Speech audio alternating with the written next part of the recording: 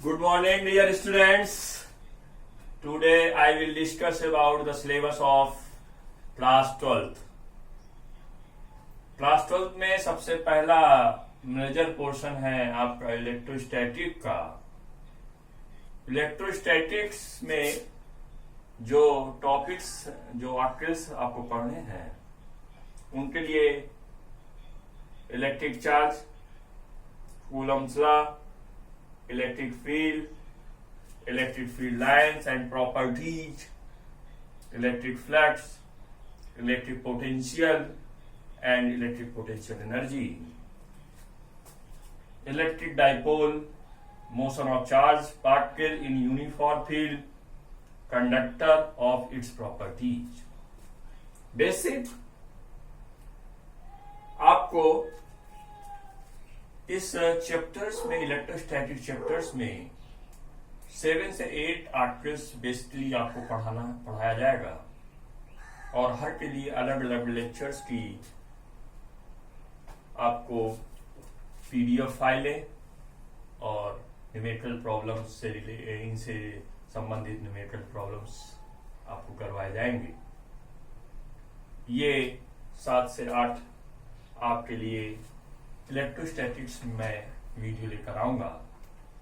सबसे पहला इंपॉर्टेंट काम ये होगा कि किसी भी आर्टिकल्स को पढ़ने से पहले उसकी फंडामेंटल स्टडी, इलेक्ट्रिक चार्ज या इलेक्ट्रोस्टैटिक्स है क्या, इलेक्ट्रोस्टैटिक्स के बारे में ये जानते हैं।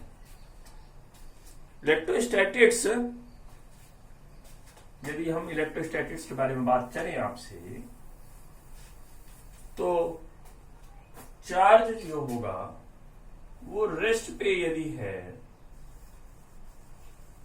चार्ज यदि रेस्ट पोजीशन पे है और उसकी स्टडी की जाए तो उस समय इलेक्ट्रोस्टैटिक ब्रांच जो होती है वो जनरेट होती है और इस केस में ओनली और ओनली इलेक्ट्रिक फील्ड जनरेट होती है।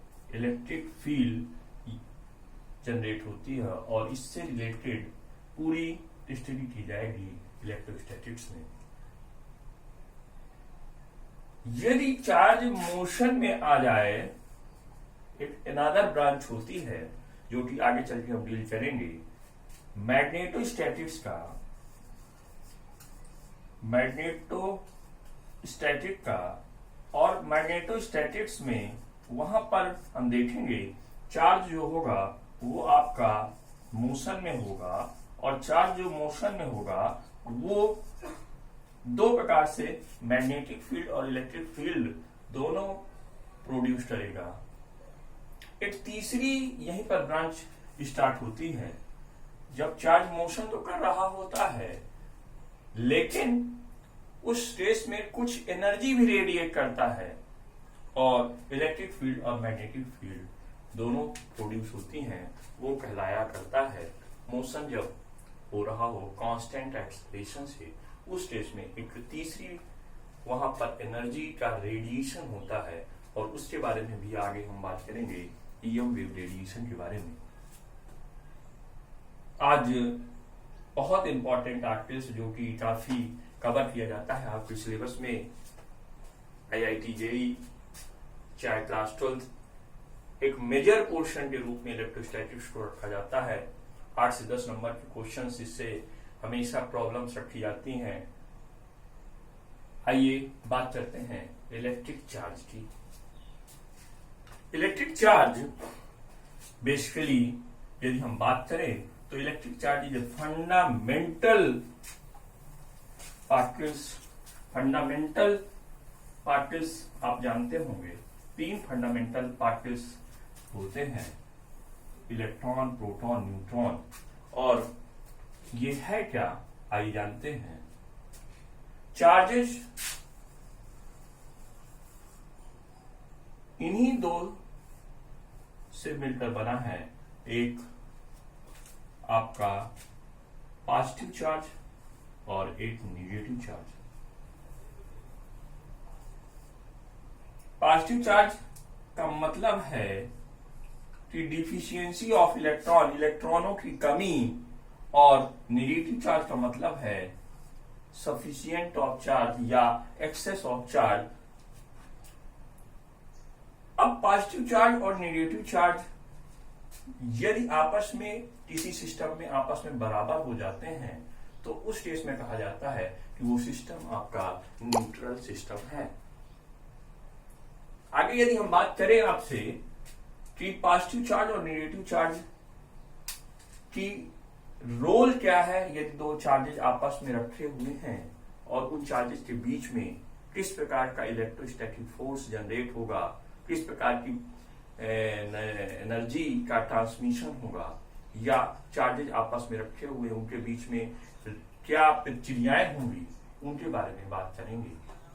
यदि दो चार्ज आपस में सेम चार्जेज रखे हुए हैं तो वो यदि सेम चार्ज पॉजिटिव पॉजिटिव रखा हुआ है तो वो आपस में रिपेल करेंगे, वो आपस में दूर भागेंगे। नेगेटिव नेगेटिव रखा हुआ है तो वो आपस में रिपेल करेंगे, और यदि पॉजिटिव नेगेटिव रखा हुआ है तो आपस में अट्रैक्ट करेंगे।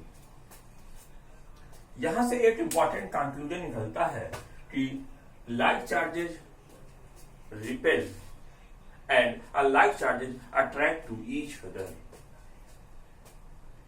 दूसरी इंपॉर्टेंट चीज है कि अब चार्ज की प्रॉपर्टीज को यदि हम देखें, charge is a inherent property of the atom या inherent property of the system. This is known as the, इसीलिए इसे कहा जाता है ये एक इनहेरिएंट प्रॉपर्टी है। इसके बारे में बेसिक फंडामेंटल इसकी प्रॉपर्टीज के बारे में बात की जाए तो इस प्रकार से हम देख सकते हैं। प्रॉपर्टीज ऑफ चार्ज में सबसे इंपॉर्टेंट प्रॉपर्टी अभी आपके साथ हमने डिस्कस किया था कि नंबर 1, लाइट चार्जेज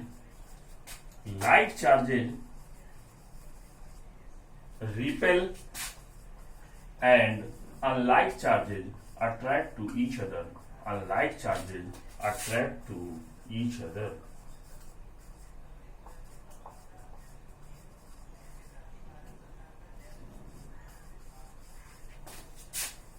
दूसरी इंपॉर्टेंट प्रॉपर्टी ये है, चार्ज ट्रांसफरेबल होता है। चार्ज ट्रांसफरेबल होता है। Charge transferable.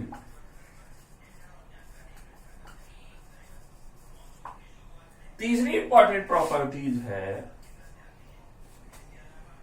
Conservation property, conservation of charge. Conservation of charge का मतलब ये है कि ना तो चार्ज को क्रिएट किया जा सकता है और ना चार्ज को डिस्ट्रॉय किया जा सकता है, but it transform one form to another form. एक फॉर्म से दूसरे फॉर्म में सिर्फ चेंज किया जा सकता है, कहीं पर प्रोटॉन्स को आप देकर या इलेक्ट्रॉन्स को लेकर आप सिर्फ चार्जेस को क्या कर सकते हैं, ट्रांसपोर्ट कर सकते हैं।